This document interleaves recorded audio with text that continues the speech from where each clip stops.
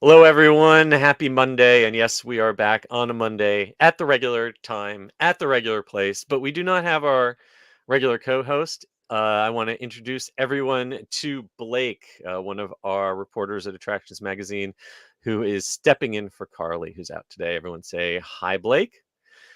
Hey there, thanks And for having me.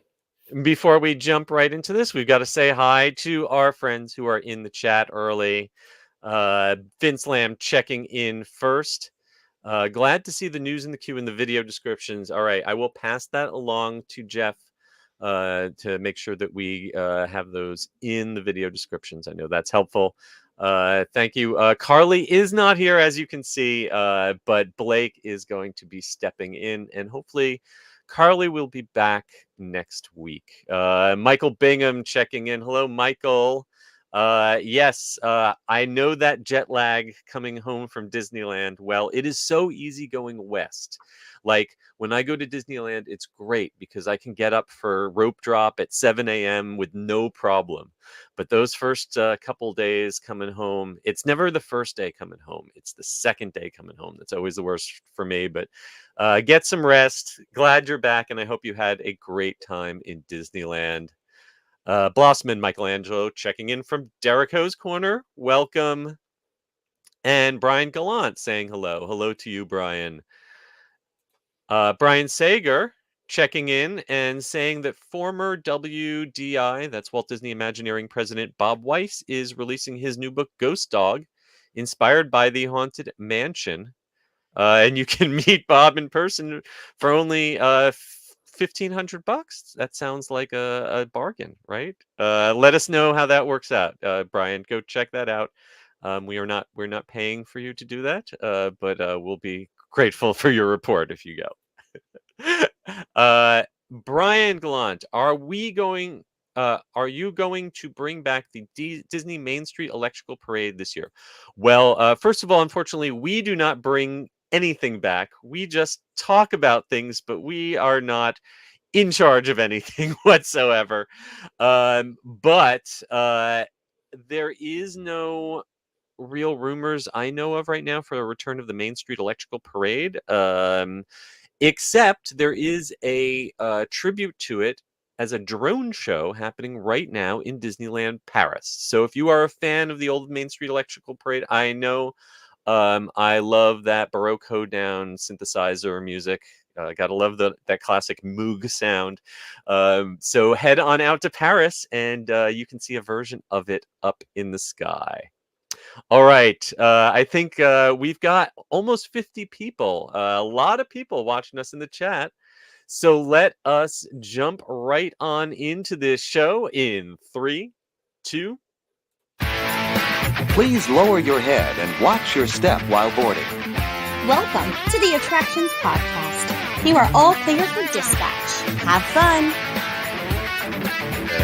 Hello, everyone, and welcome to the Attractions Podcast, sponsored by MEI and Mouse Fan Travel. I am Seth. And I'm Blake. And we are here to talk to you about the latest and greatest in theme park news and more, as well as what's going on in our own lives. And as you folks at home can see, Carly, our usual co-host, is absent this week, but she will be back real soon. In her place, stepping in, is Blake. Thank you so much for joining us. He's a reporter for us here at Attractions Magazine, and I'm going to turn the mic over so he can introduce himself to all of you joining us today. Yeah, I'm glad to be here. Thanks, Seth. My name is Blake. I'm local to Charlotte, North Carolina. So my home park is Carowinds, owned by Cedar Fair here, not too far away from me. We'll be talking about Carowinds a little bit later on in the show. Yeah, Disney College Program alumni. I've loved the parks for a long time and happy to now report about them. Well, I would love to talk to you sometime about the Disney College Program, because that was something that I thought of doing and didn't do. And Okay. sometimes I think I missed out on something, and sometimes I think I dodged a bullet. So I'd love to hear your perspective sometime. But I really want to thank you for joining us today. I'm a fan of the articles. A lot of time we discuss the articles that you've written for the website on this show, and we are definitely going to be talking about a couple of them today. So it's great to have you join us in person. As for myself, I had a kind of quiet week. Went to visit some family on the coast instead of hanging out in the theme parks because it's been very, very busy with spring break in the parks this week. But this past week, I did get to do one really fun thing. I was out at Aquatica, which is SeaWorld Orlando's water park. I was there with our publisher, Matt, and our reporter, Andy. And I got to be one of the first riders on Tassie's Underwater Twist, which is a new version of an existing water slide. It's a bowl water slide that's been there since the park opened, but it used to be kind of an open bowl with no real theming. Now they have covered the top of it and put projectors inside, making what I believe is the first, in at least in Florida, immersive, media-based water slide here in the area. And it was a lot of fun. I got to do it twice. It's a family slide. You sit on a raft, and as long as you can hold yourself upright and not fall through the tube, you can ride it. There's no height requirement, so it's something that the whole family can get into. It's got a little bit of acceleration at the beginning, and then it's actually quite beautiful inside. It's computer generated real-time images of fish, sharks, even a whale from the Australian reef. And it's kind of a little Windows 98 screensaver-ish, but it's also really pretty and soothing. And you kind of make 2, 3, 4 laps around the bowl, depending on how heavy your raft is, and get there's atmospheric music, and it's the closest thing to a soothing water slide experience that I've had. So if you are at Aquatica this spring break, it opened up this past weekend, and it's got 2 slides for a capacity of about 500 people an hour, which is small for a theme park ride, but pretty good for a water slide. So definitely be sure to check that out. It's in the part of the park that it's surrounded by the lazy river, which is another thing I kind of like about the design. You can get in the lazy river and then hop out, do a water slide, and then get right back in the lazy river. So I watched the video of the slide. It looked. yes. I'm glad you said you go around it a couple times while you're in there, because I felt like I just want to sit in there and just vibe with. Yeah, you kind of you've got this initial descent tunnel, which is really dark, and then you open up into this bright blue circular, and you kind of swirl around. And at first you're going forward, but then every time I did, at least, you sort of hit this moment where you kind of turn sideways and just sort of rotate and drift around. And it's a really fun sensation. Kind of like almost like the water slide equivalent of that moment at the beginning of Guardians of the Galaxy after you launch into the main show building, and you kind of rotate around in the dark, and you're sort of turning and moving at the same time, get that floating feeling. Okay. So similar to that, but a much more toned down water slide moment like that. So yeah, definitely worth checking out if you are enjoying Aquatica this season. All right. Well, without any further ado, it is time for us to jump into the news in the queue.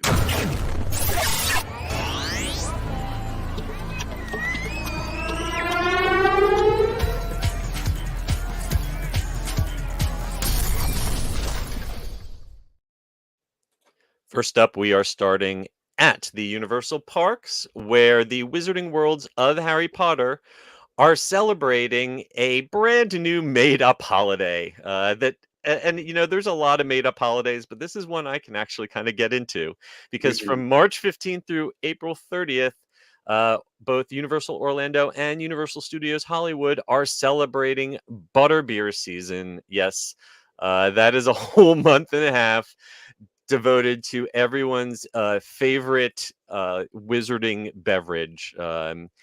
If you somehow have been, I don't know, hiding under a leaky cauldron for the last decade and don't know what butterbeer is, it's something that was invented for the Harry Potter books.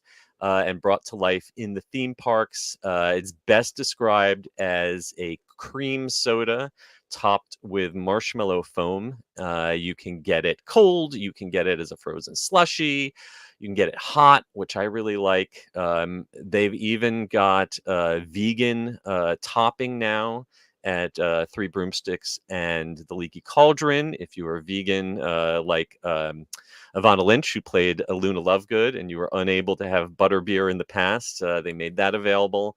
They've extended it to fudge and potted cream and ice cream. And now, from now through the end of April, you can celebrate your love of butterbeer with some new special treats, including limited time butterbeer flavored caramels and butterbeer flavored popsicles.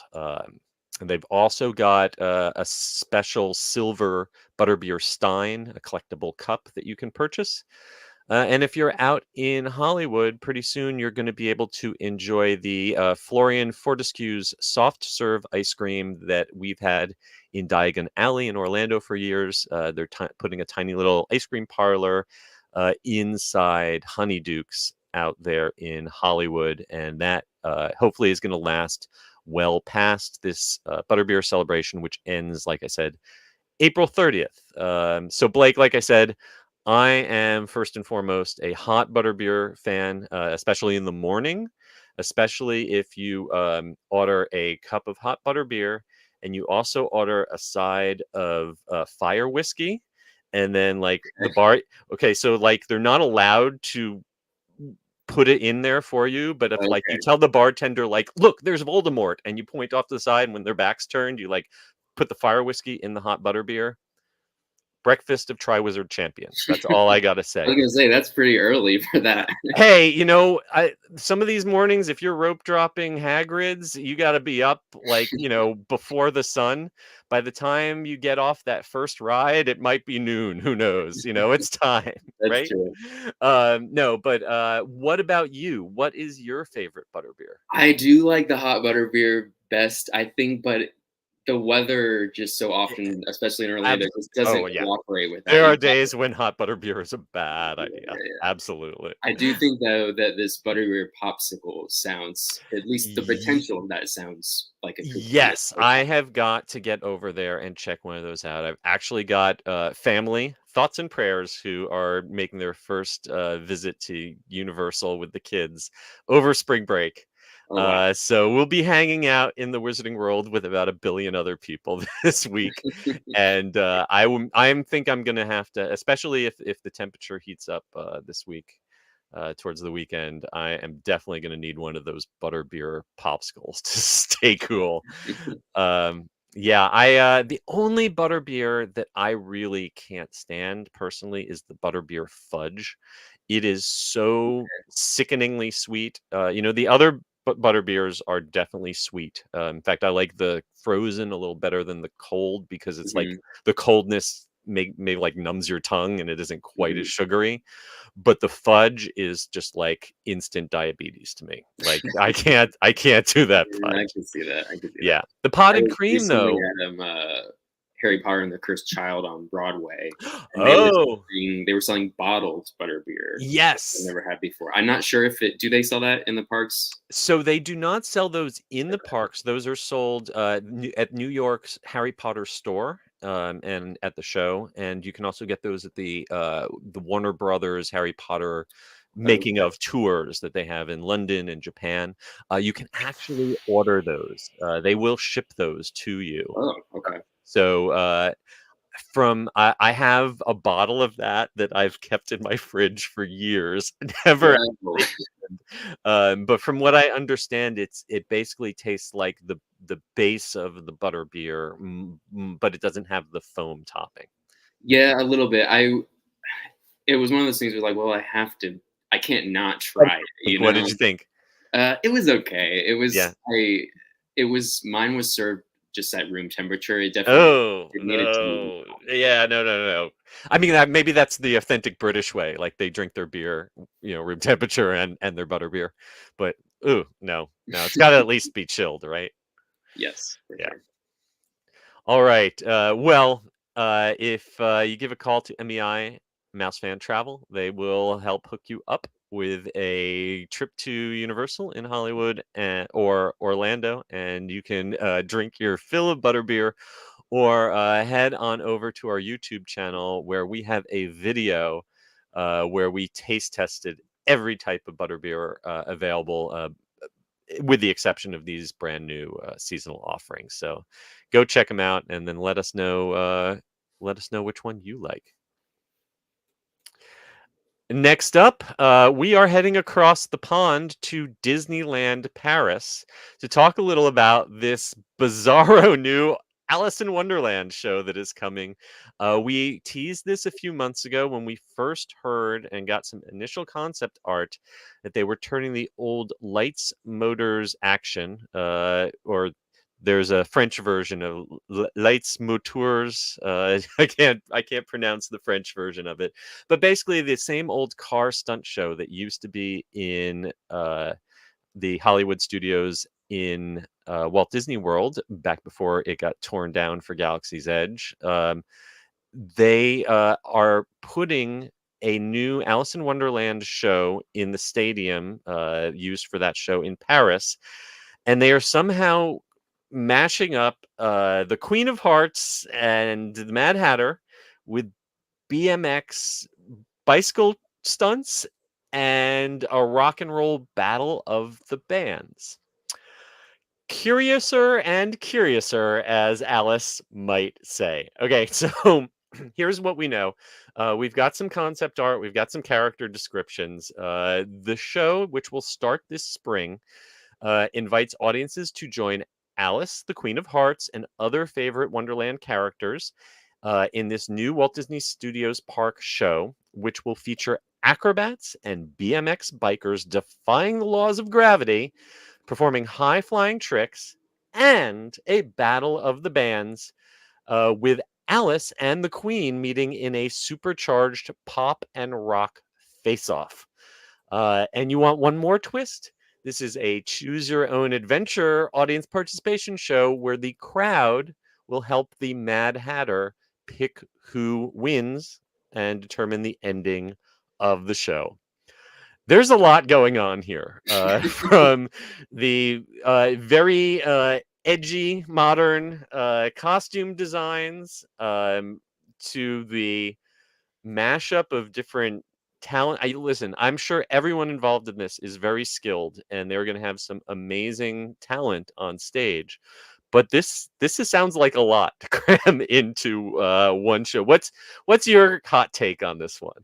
So it's not quite. It's definitely not the animated versions of these characters. No. But it's also not quite all the way into the Tim Burton live action either. It's like some middle ground in between, it seems like. Yes. Yeah, it's some kind of like bizarro. It's almost like a cosplay or a bounding version of these characters.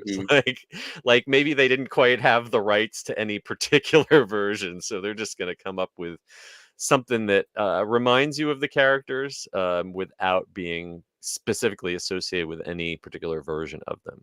It kind of feels like something that in like 10, 15 years, people in theme park communities will kind of be like, 2024 Disney was just different. They had to be there. Well, you know, the thing that it does most closely remind me of is something that I actually have like a guilty pleasure soft spot for, which was the Mad Tea parties that they used to throw in Disney California Adventure. We're going to be talking about DCA dance parties a little bit later, but this, like the look, the vibe of it, really reminds me. And if you never got to experience the Mad Tea Party or the Electronica parties for Tron that they did, you definitely had to be there. It was a vibe. It was definitely a vibe.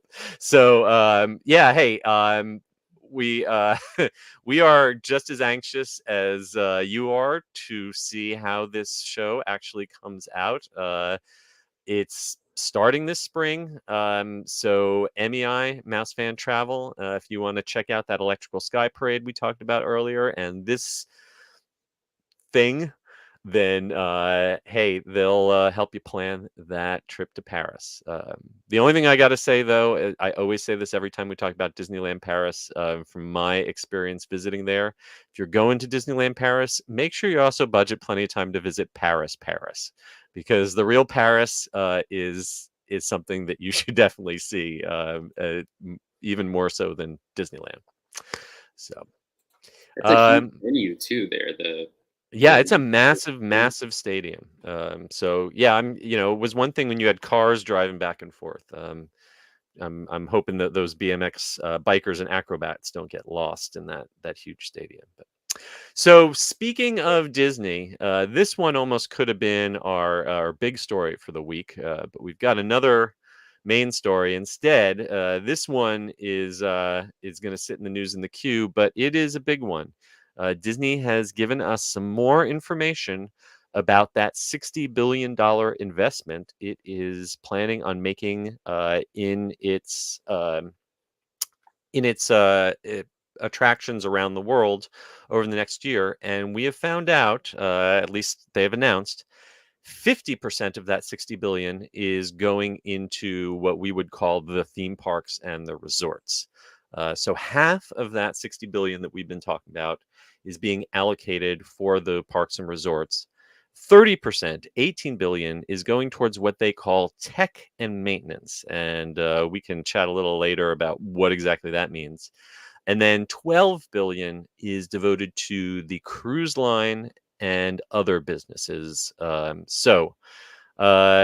This is kind of, we've gotten lots of numbers thrown out in different forums recently. And so we can't quite say exactly, when they refer to one pool of money, if they're talking about the same pool of money when they discuss something else. But if we start digging into these numbers, and Blake wrote this article that we are talking about that you can find on our website. So maybe I'll let him point out some of the interesting things. But the thing that really jumped out at me is how much money might end up going to Disneyland versus how much money in this $30 billion pot might end up going to Disney World. We've had a bunch of different presentations. There's an annual shareholder meeting coming up soon. So there's been a lot of investor presentations, investor calls. And we've kind of had some conflicting or overlapping numbers thrown out there. But the one that I wanted to get Blake's input on is we've heard a number of $1.9 billion for the Disneyland Forward, this big ambitious expansion of Disneyland Park, Disneyland Resort. And at the same time, Iger recently talked about $17 billion going to Walt Disney World. So those were two numbers that really jumped out at me. And I was wondering, Blake, as you've been putting this article together, what's jumped out at you? Yeah, there's kind of a lot of things overlapping at the same time. You have, as you mentioned, this kind of tension that Disney is trying to face toward the April 3rd shareholders meeting, where they're trying to retain their board of directors, and an outside firm is trying to install two different board members.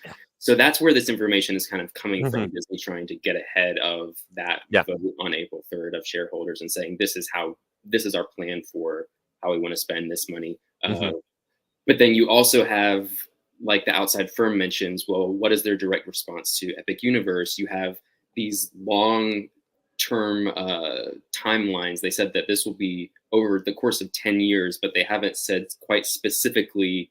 We've had two or three of these, like, well, this is how we could spend it. We have the Beyond Big Thunder, the Dino Land, all that kind of stuff. But no, we keep getting blue sky teases. They have tempted us by showing, oh, look at World of Frozen in Hong Kong. We could do something like that. Look at Fantasy Springs in Tokyo. We could do Zootopia. But they have not been so aggravatingly careful, especially with Disneyland, of every piece of art. Every concept is so vague and so changes every time that, like, we can't pin down exactly what would go where. They just keep teasing us. So with all that said, I mean, definitely all eyes, I think, are on April 3rd is the annual shareholders meeting, which you can Hmm. listen to online, regardless if you have a Yes. stock in Disney or not. And then D23 is in August. So not to say that they have to, they've made big announcements outside of huge events like that, but Mhm. definitely I would expect some pretty big news out of both of those. Well, I can tell you that I write my books, the Unofficial Guide series, and I've got big deadlines coming up in April and August. And I know that they know that because they always plan their big announcements exactly after I have to finish writing something. So then I have to try to scramble and revise it. So I'm sure that is exactly why they have planned for those dates. But if you are not a Disney shareholder, if you do not personally own individual shares of Disney stock, you might have been insulated from this. But if you are a shareholder, you have been getting lots of mailings. You've been getting different colored pieces of paper. Been told, return this ballot, return that ballot. For a long time, Disney mostly had a very friendly board that was kind of uh, appointed or reappointed each year without a lot of controversy until you got to the late Eisner years, and you kind of ran into the whole Save Disney movement. And ever since then, we've had a lot of every few years, Tryon Investments or Tryon Partners, Nathan Peltz, or some Nelson Peltz. Who's now teamed up with Jay Rizzullo, who used to be a Disney Parks chairman. All these different competing groups with their own opinions of what Disney should be doing and trying to shake up the board and kind of impose their own plans. So this is really a lot of money has been spent on trying to influence shareholders this time. Um, Honestly, I think it's unlikely that Disney's preferred board is not going to be reelected, but this might be the best fight that they've had to put up in quite a long time, and that might prompt them having that pressure might prompt them to uh, you know be more ambitious, reveal more information, do more things to try to get shareholders juiced up and on their side. So we will see. We will definitely see, but it is a really interesting time. We definitely had under Bob Chapek's reign, retraction, looking to cut spending as much as possible. And this is a huge boost over what they have been spending. The question is it enough? And is it going to yield products quickly enough to compete with Universal's Epic Universe? Because I think no matter what Disney announces now, I think we can all agree that 2025 is going to belong to Universal, at least in Oh, the yeah. Orlando market. Hmm. But yeah, they're talking about this turbocharging Disney's strategic investments. That's a word that Bob Iger has specifically used, and Josh D'Amaro also used the word turbocharge. And yeah, personally, of all the possibilities, I'm really looking forward to what could happen to the Disneyland Resort, because they've gotten the first round of approval from the Anaheim city. It's moving forward to the city council. The planning committee approved. Now the city council's got to approve. But I think there's a really good chance of that going through and us seeing some real big expansion coming to Disneyland. And like you mentioned, D23 is going to be the next big opportunity for them to give us an info dump that will upend all of my book chapters. But 30 billion. I feel like I also don't really have a grasp of like, well, yeah, what is like that? What is what can you buy for that? Mhm. We talked. The number that's been tossed around was about $1 billion for each of the Galaxy's Edges. So and I'm hearing about roughly 5 billion or so, 5 or 6 billion is what they're going to spend on Epic Universe. So you could build maybe 4 or 5 really good theme parks or a dozen really good lands. That'll go a pretty long way. When I was in Hong Kong Disneyland for the grand opening or the media preview of World of Frozen there, we got to talk briefly with Josh D'Amaro off the record, and he would not commit to anything, but when we asked him about World of Frozen and Disneyland, he was just like, $60 billion goes a long way. We've got a lot of things coming. So I'm really looking forward. It's going to be an exciting time to be a Disney theme parks fan. And I don't know if it ever would have happened if Universal hadn't stepped up with Epic Universe. So competition definitely always benefits the consumer. That's for sure. Definitely. I mean, you see the whole influence of Wizarding World post. Yes, I mean It's the that was boom of everything. a game changer, not just for Universal, but the ripples through the whole industry. Mhm. We're still feeling. And personally, I would love them to build a Zootopia stateside because looking into the complications of visiting Shanghai as a working journalist, I don't think I'm going to be getting a visa to do that anytime soon. So I would like to be able to ride Zootopia somewhere on this continent. That would be great. Which, by the way, your Hong Kong coverage was fantastic. Oh, thank you. So the whole first time in Hong Kong, plus all the Frozen stuff on top of that was very well done. Oh, thank you so On much. Appreciate our that. website if you haven't checked that out. Yes, please check that out. And all right. So moving right along, let's hop from Disney to SeaWorld. Believe it or not, SeaWorld parks are turning 60 this year.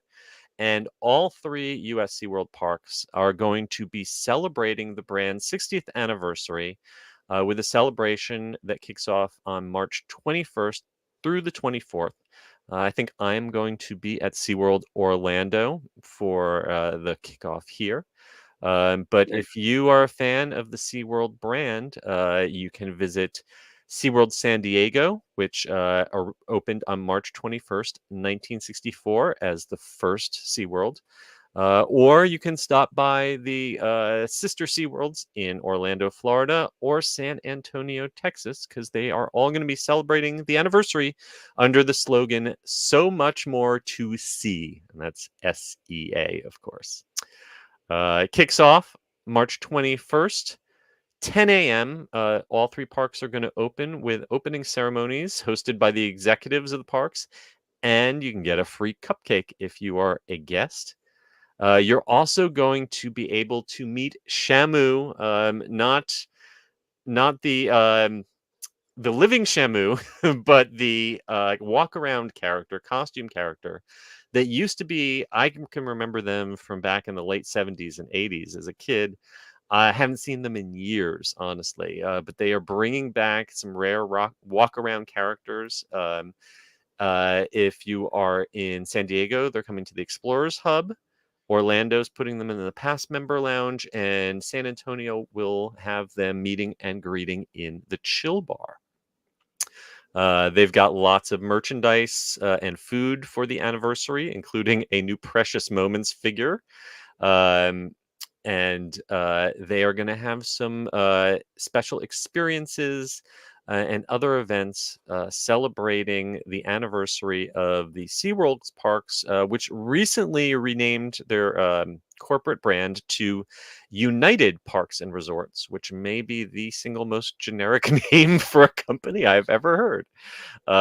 But United, you and confuse it with another U word. I'm going to still call them SeaWorld. Darn it.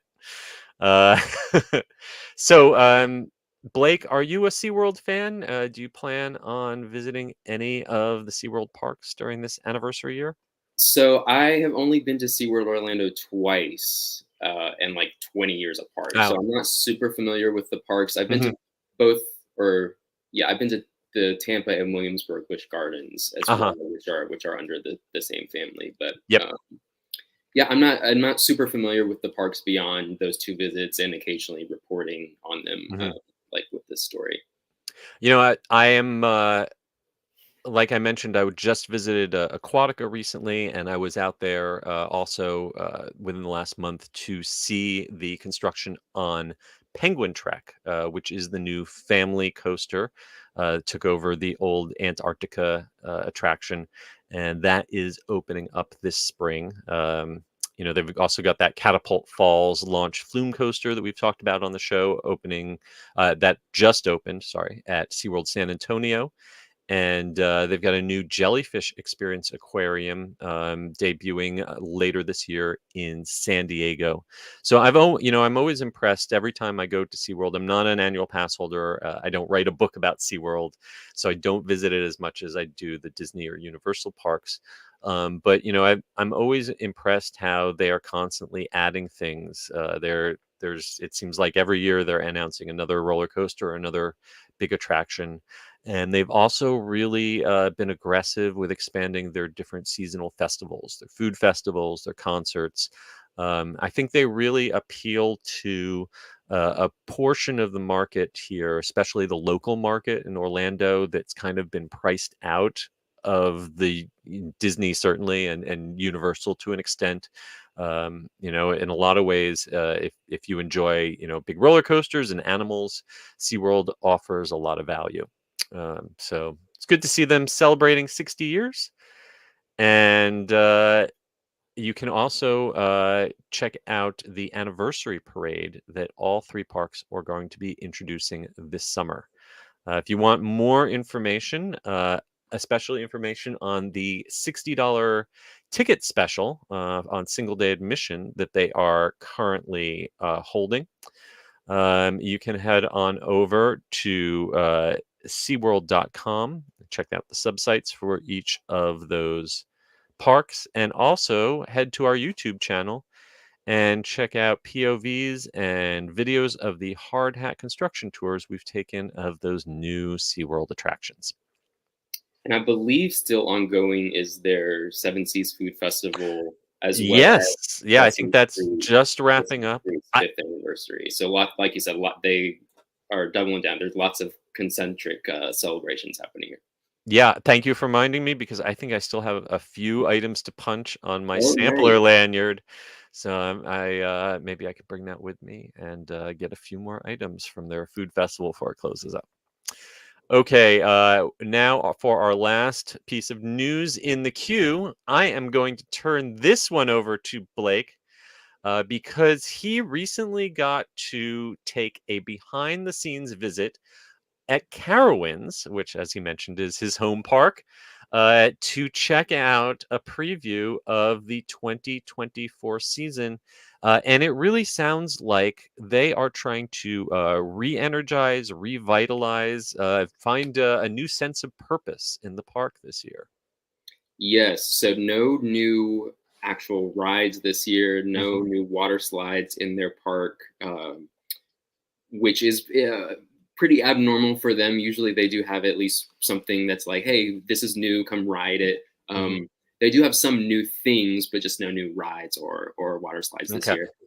However, to their credit, 2023 was huge for them. They introduced 5 new rides. It's part of a new land. They had drones and fireworks every night, which is very abnormal for them. Usually they have fireworks on special events like 4th of July or Memorial Day, stuff like that.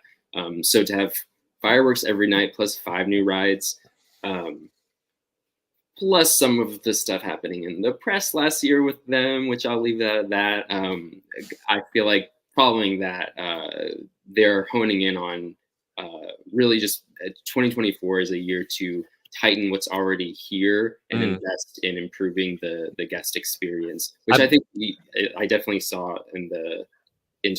I believe in sports we refer to this as a rebuilding year. Okay. Yeah.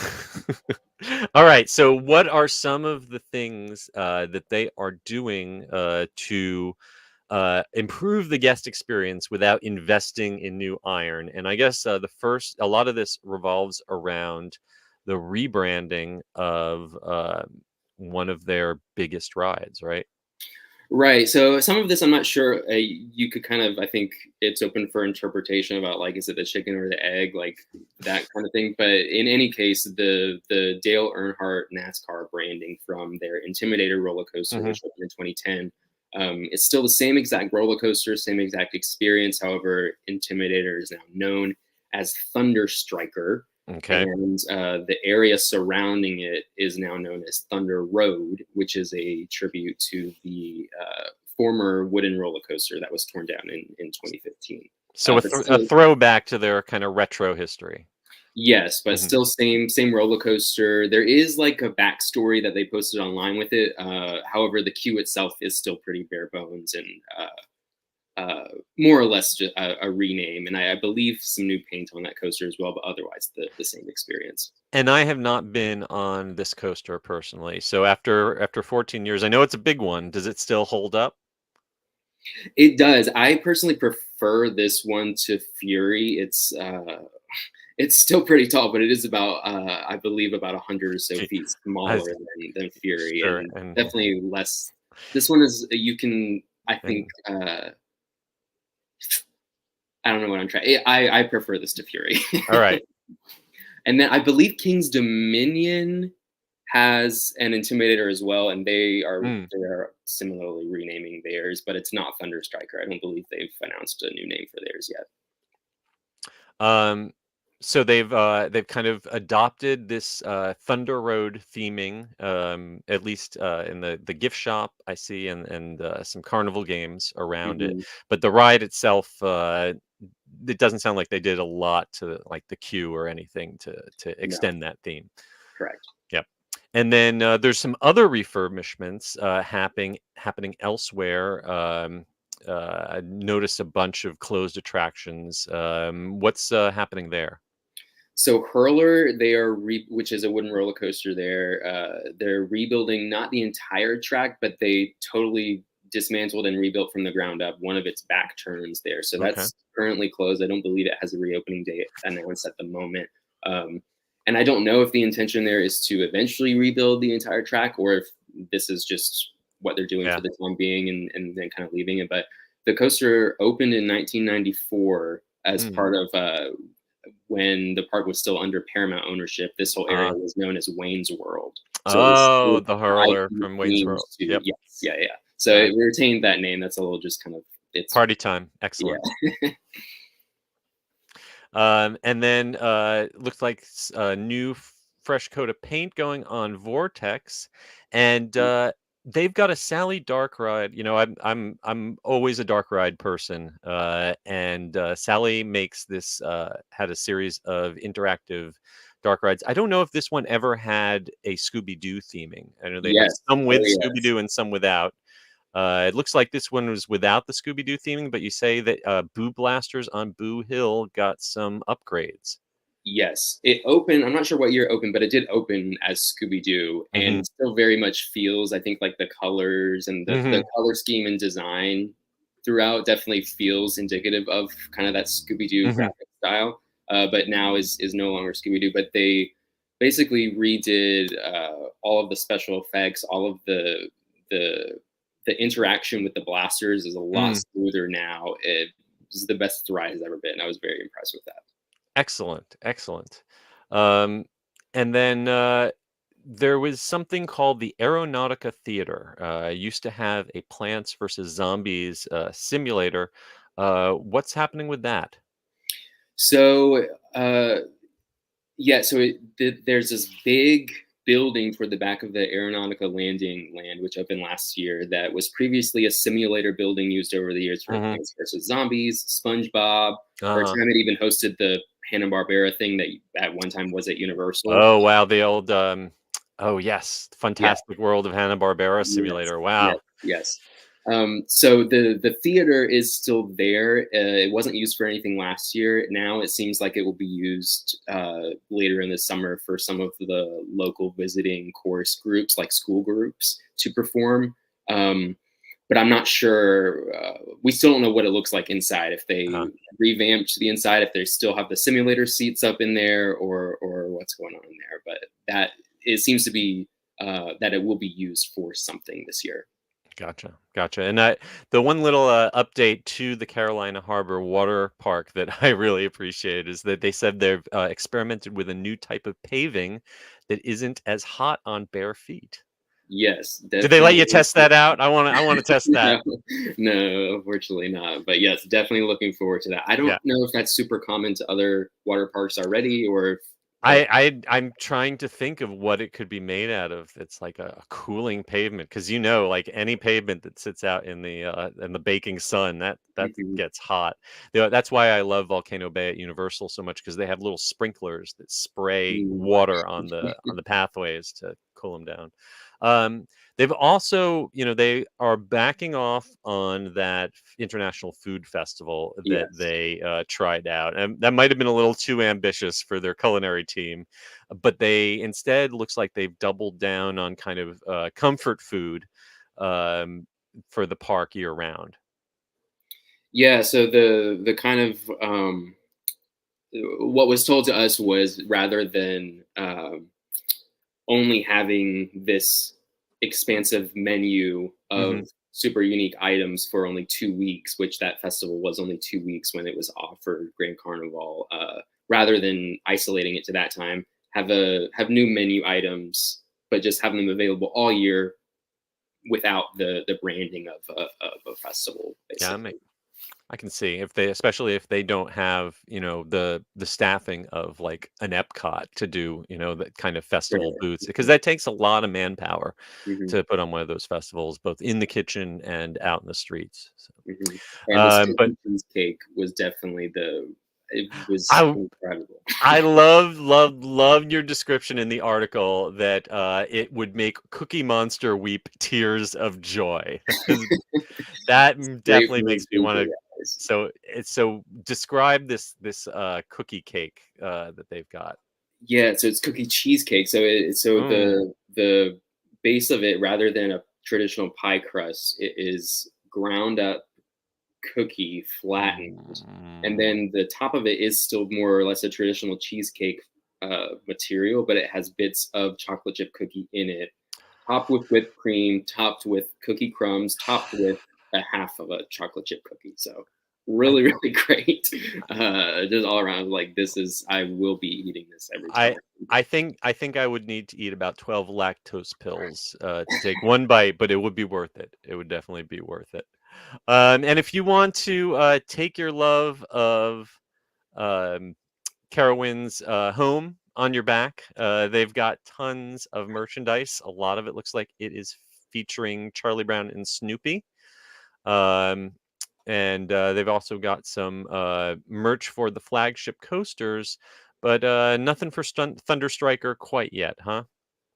Correct. Yeah, and no, nothing left over from Intimidator either. So, but I think this is another great example of just tightening what's already there, especially in compared to years past. Like what you're seeing on the screen right now with all these uh, different collections and merchandise that is very specific to Carowinds. Like it all Hmm. says Carowinds. It's branded. It has the Peanuts characters. That is very much new territory, relatively, for Carowinds to kind of go this hard on their merchandise. So it's cool to see that aspect of the park expanding as well. Nice. And it looks like they were taking advantage of the cold weather by selling plenty of sweatshirts. Yes, yes, the sweatshirts that say "I am freaking cold." And finally, I know there was a lot of fear when Six Flags and Cedar Fair announced their mergers, that the management, the ethos of places like Carowinds would get swallowed up by Six Flags. So, can you say that you have seen any signs of that happening yet? No, not at all. As I understand it, the deal is not yet final, and Mhm. there are no, to my knowledge, there is nothing that is different or changed in the park as of this point that is a result of that merger. When it does merge, though, the new company will be called Six Flags. Mhm. So Mhm. I guess Cedar Fair, their name will kind of not be around anymore, and they are relocating their main headquarters from Sandusky, Ohio, where Cedar Point is, to Charlotte, which is where Carowinds is. So I think that also kind of speaks to maybe their mentality and how they would like to approach investment and where they would like to invest going forward. Yeah, well, I mean, it is never a bad thing for a park to have the executives have it right in their backyard Yes, because they're yes. going to see it firsthand. It's not just a number on a balance sheet. It's right there in front of their faces when, Mhm. something needs attention. So Yeah. I think that should definitely work out in Carowinds' favor. Um, throughout the 2024 season, they've got a bunch of special events coming up. Memorial Day weekend is when the water park and the live entertainment kicks off. They've got an illusionist coming back in June and a daytime Halloween event coming up this fall. You can check out their website at carowinds.com, which includes their operating dates and hours. And sales for tickets, which start at only $40. And living here in Orlando, where you can easily spend $150 on a one-day park ticket, the idea of getting a season pass for less than $100, that sounds like a pretty good deal. Oh yeah. Well, we've got video from your visits there up on our YouTube channel. So please go and check it out. This is one of those. Someday I need to do like a kind of southeast to Midwest trip where I hit everything from Silver Dollar City and Dollywood, Carowinds, and finally make my way up to like Kings Island and Cedar Point, because Mhm. that's I've done all the East Coast parks, I've done all the West Coast parks, but there's that kind of slice in the middle of the country that I've always flown over, and one of these days I got to do that road trip, right? But this one is definitely on my bucket list. So Yeah. Come thank on you, down. Say your so word. much for reporting on it for us. All Absolutely. right. Well, that brings us to the end of the news in the queue. But before we get into this week's main attraction, it's time to hear a word from our sponsors. The Attractions Podcast is brought to you by MEI and MEI-Travel. Whether your next vacation is a magical trip to the theme parks, an exciting adventure to the pyramids of Egypt, or just a relaxing cruise on the turquoise waters of the Bahamas, MEI-Travel provides premium service and expert advice to help you get the most of your vacation. They are always free of any hidden fees or costs to you. Visit them at mei-travel.com. It's time for the main attraction. Our main attraction is that Pixar Fest is returning to the Disneyland Resort from April 26th through August 4th. And we have the details on what is going to be part of this returning summer festival. They tried this festival a few years ago, and it was a one off. Did not expect to see it come back, but it is back. And it's going to include some returning activities plus some all new elements. So we're going to run down what is part of this celebration of Pixar films and Pixar characters. And it's going to start before you even get inside the park. There's going to be a new 25-foot tall sculpture of Pixar characters in the Esplanade. And if you are one of those folks who has a Magic Band Plus, which are really not very popular out in California, I was basically the only person I saw wearing one. But if you got one, you're going to be able to interact with a Pixar themed installation that they are putting over in California Adventure for this event. They've also going to have meet and greets with some Pixar characters, including for the first time at the Disneyland Resort, Ember and Wade from Elemental. They've got some fun looking costumes. You'll be able to meet with them. But the big new attraction is Better Together, a Pixar Pals celebration parade. It's been way too long since we've had a brand new parade in Disney California Adventure. But we're getting one that is going to feature characters from Soul, Luca, and Turning Red. I think the highlight of this one is probably going to be May in her red panda form, grooving with the boys from Four Town. And the big finale is going to have some classic Pixar characters like The Incredibles and Mike and Sully from Monsters Inc., plus the Toy Story gang. And then you're going to want to, after that daytime parade in California Adventure, you're going to want to hop on over to Disneyland Park, where they are bringing back Together Forever, a Pixar nighttime spectacular.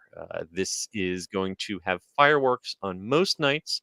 Some nights it will just be projections and music, but it uses the projection mapping on Sleeping Beauty Castle and other locations around the park, along with some fun floating props. My favorite thing in this show is the house from Up with all the balloons that runs along that zip line between um, the castle and the Matterhorn mountain.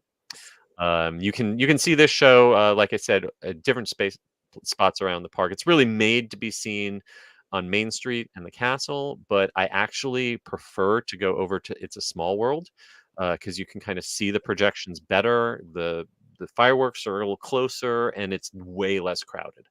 And the other place that you can see it, they're going to be bringing back Fantasmic. And if you see the first show of the night in Fantasmic, you can stay put and see the show from the Rivers of America.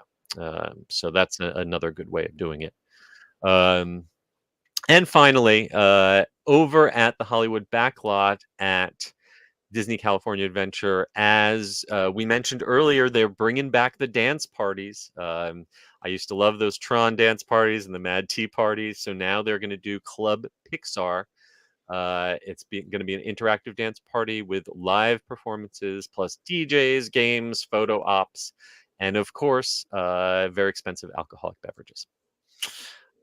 The last thing that in terms of entertainment is it looks like they are going to finally be doing something in the Fantasyland Theater. They shut down the Tale of the Lion King show, which was really, I thought, one of the better shows that they've done in the last few years there. That's gone, but they're going to have a Pixar Pals Playtime Party.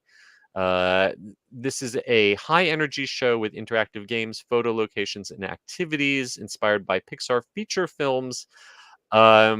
This doesn't sound like much to me. Maybe a place to take the kids and let them blow off steam, but not something that's going to be a major priority probably on your to-do list. But hey, they've got plenty of Pixar-themed food options.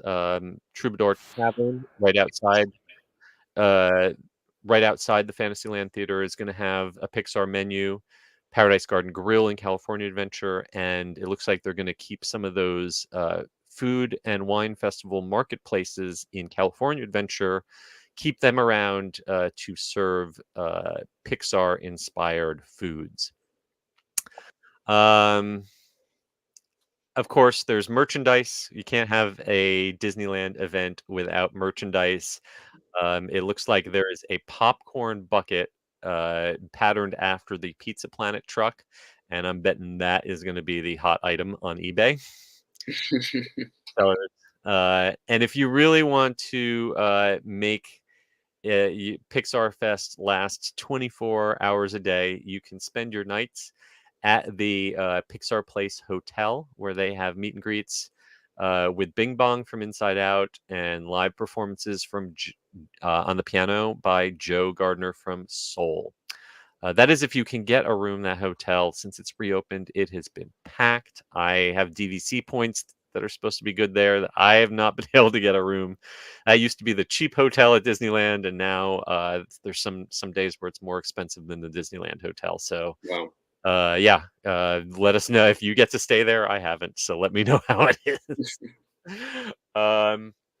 So did you get to experience the Pixar Fest the last time it was out, and are you looking forward to any of these events coming up this summer?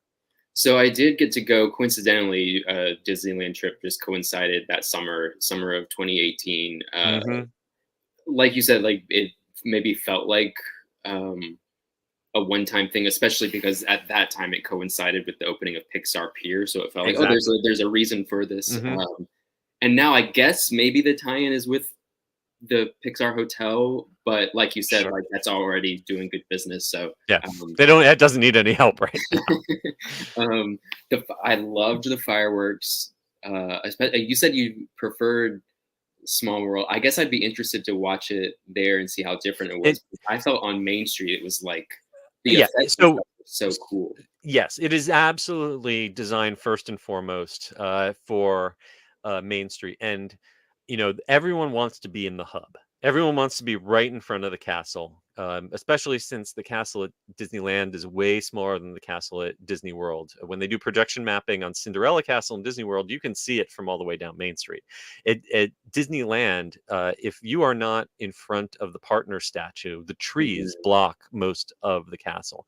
Hmm. So, everyone tries to cram into that spot in front of Sleeping Beauty Castle.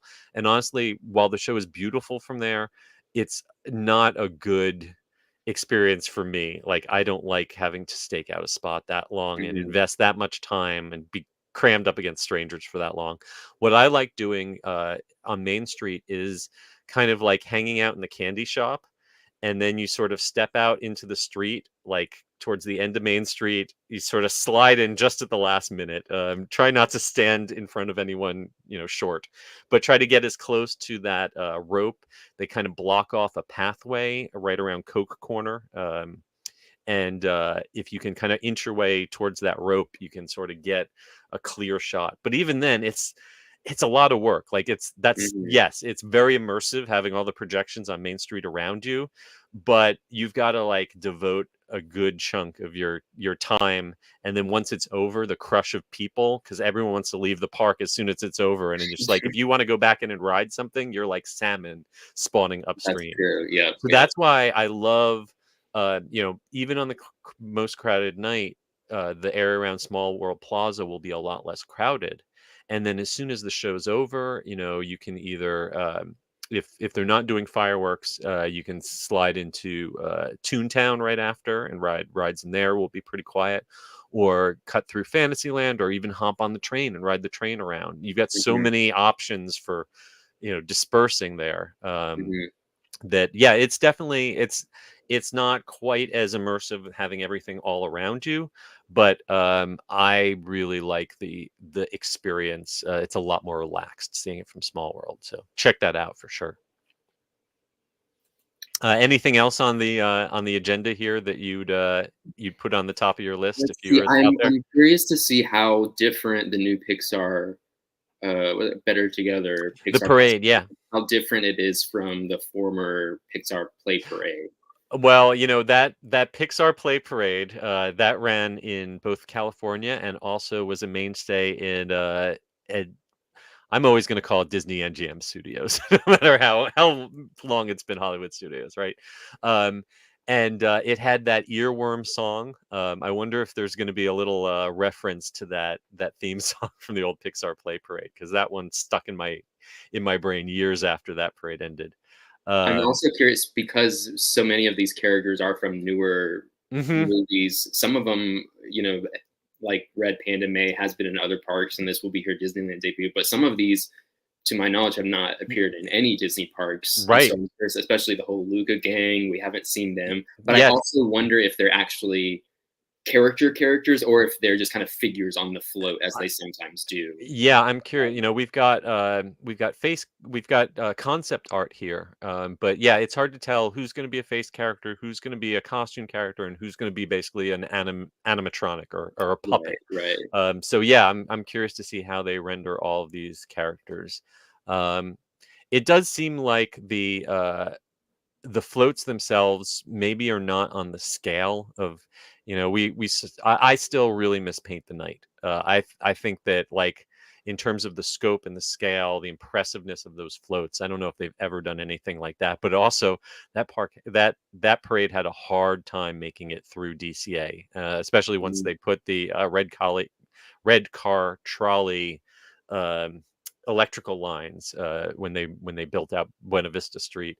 I'm not sure. I'm not sure you'd want to take the old Paint the Night parade through California Adventure anymore. So maybe they've strategically designed this to be a little more maneuverable. Mhm.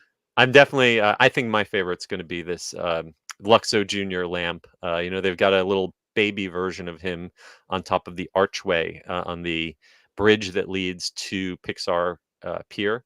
and I love the animation he does. So if they have a full like a giant, larger than life size version of that that's going to be fully articulated, I want to see that.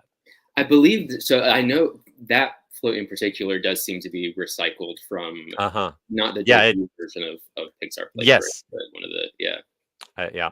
And it looks like he's gotten a whole bunch of stickers stuck on him there.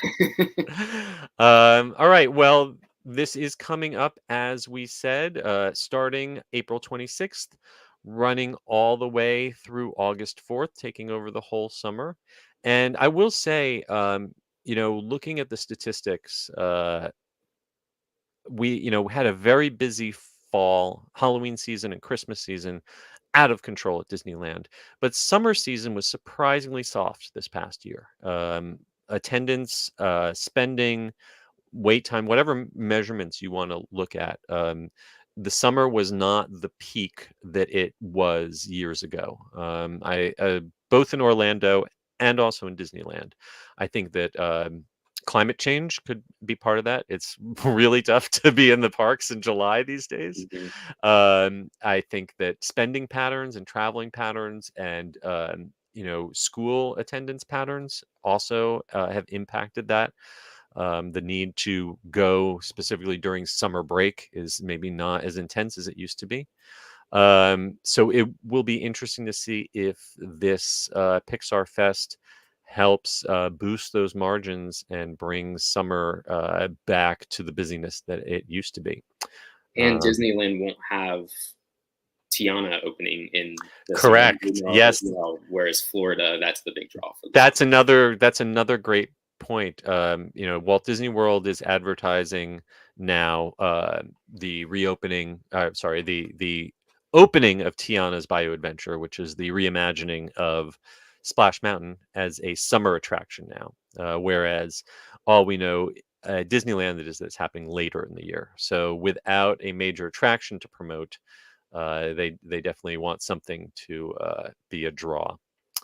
So if you are excited about this, head on over first to our website, attractionsmagazine.com, to read this article to get all the details, and our YouTube channel to see videos from the last Pixar Fest to get an idea of what the shows are like. And then check in with our friends at MEI and Mouse Fan Travel to plan that trip. And I have a correction from something you said earlier. I have a text from my friend Michael, who is please correct me. Fact check. Yes. Michael says I got wrong when I said Cedar Fair headquarters is coming to Charlotte. He said it has been here in Charlotte for a few years now. Well, Cedar Fair headquarters, but Six Flags headquarters are going because they previously were not. True. Yes. So you are mostly correct. I'm gonna give you an A- on. Okay. On 7 8 points. All right. Well, that is going to bring us to the end of our big story for this week. Before we wrap things up, we want to check in with some of the folks, and we have had quite a few folks leaving some thoughts in the chat. And some of the folks who stopped in to say hello were Michael McKay saying hello. Hello, Michael. Caleb Smith wondering if there's any updates on Tarzan Treehouse overhaul for the Swiss Family Robinson Treehouse at Magic Kingdom. I can confidently say that we finally kicked Tarzan out of the Swiss Family Treehouse at Disneyland's Adventureland, and I do not expect Tarzan to be showing up in Magic Kingdom's Treehouse anytime soon. If you want to see a Tarzan Treehouse, I believe you're now going to have to go to Hong Kong, though that treehouse was closed for a major refurbishment when I was there, and I'm not sure if it's reopened quite yet. Caleb also wanted to say that he's a huge fan of both of us, but more so Blake. Gee, what am I, chopped liver? No, I can understand after spending one episode here with Blake. I can understand being a fan of him too.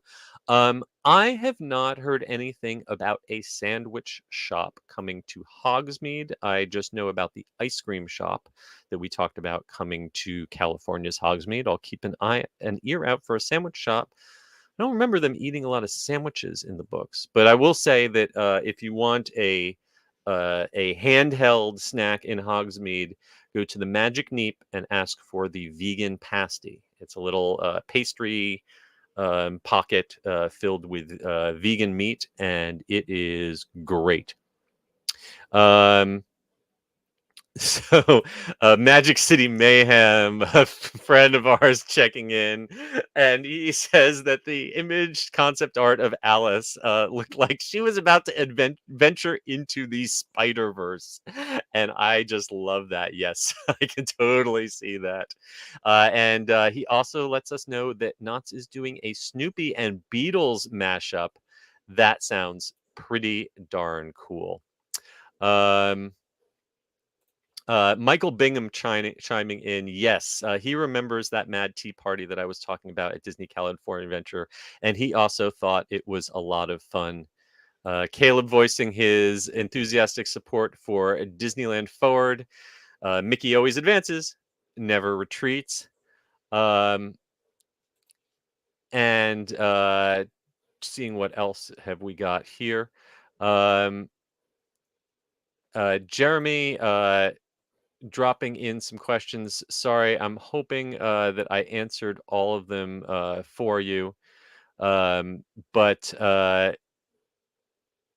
we we just had a whole sorry, this is bad radio, but we just had a whole bunch of people who were just very enthusiastic in the chat. So thank you all so much for leaving your thoughts in the chat. Michael Bingham's going to get the last word. Paint the Night was awesome, and it's up there with the Lion King Celebration Parade back in the 90s.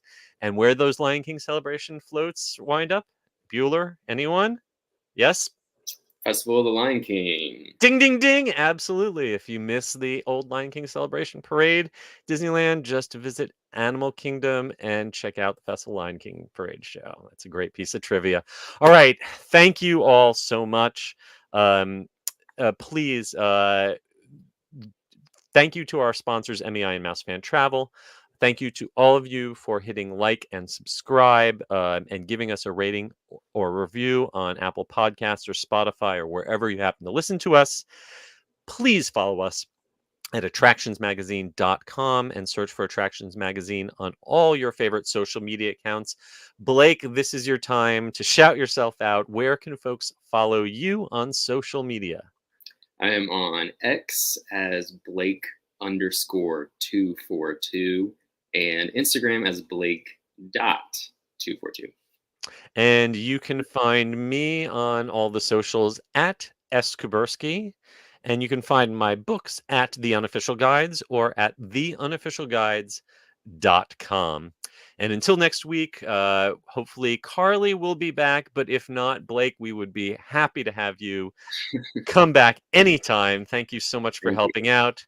And until next time, we hope you folks stay safe, try something new, and most importantly, have fun. We'll see you next time.